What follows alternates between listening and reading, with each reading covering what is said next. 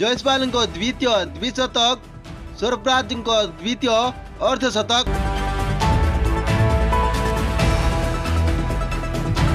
यही दुई खेलाड़ी को आउट करी पारिलेनी इंग्राजी स्पिनर और पेसर बॉलर।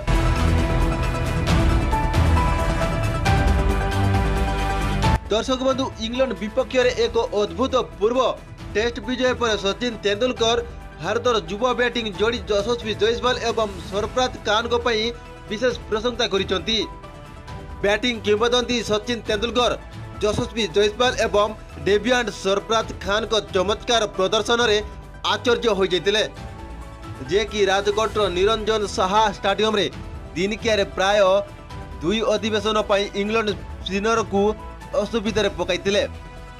यशस्वी जयसवाल क्रमागत डबल द्वितीय शतक हासिल करी तांको टेस्ट कैरियर रे एक चमत्कार आरंभ करथिबा बेले सरफराज खान उभय इनिंग्स रे 50तम स्थान हासिल करथिले।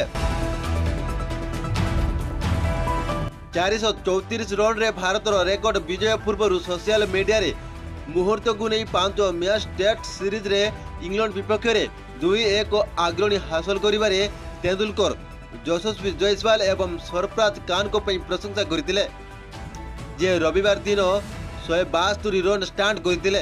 भारत को 557 रन रो एक बड़ लक्ष्य स्थिर करिबारे सहायता करथिले।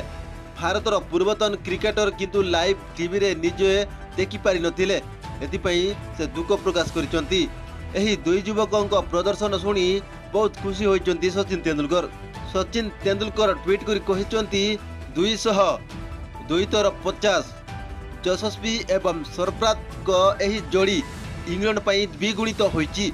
मु सेमानंगु लाइव खेलिबा देखि पारिली नाही, किंतु सेमाने नॉक विषय रे सुनी बहुत खुशी हेली।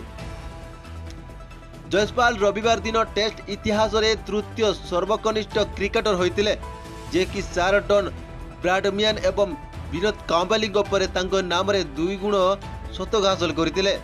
एही सप्ताह आरंभ रे विशाखापट्टनम रे इंग्लैंड विपक्ष द्वितीय टेस्ट रे बामहाती 209 रन स्कोर करथिले एवं राजकोट रे 214 रन करथिला। कांबली एवं विराट कोहली को परे से back to back double ton मारिबारे तृतीय भारतीय होइतिले। अन्य पक्ष रे सरफराज भारत पई एक स्मरणीय डेब्यू करथिले। से प्रथम इनिंग्स रे 68 रन स्कोर करथिले, जेउटारे से हृदय विदारक रन आउट होइतिले, किंतु द्वितीय इनिंग्स रे अपराजित 62 रन करी एहाकु अनुसरण करथिले।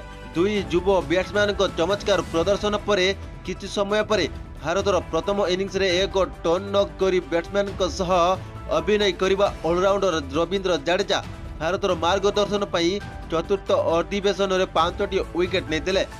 यह थिला भारतर दमदार विजय।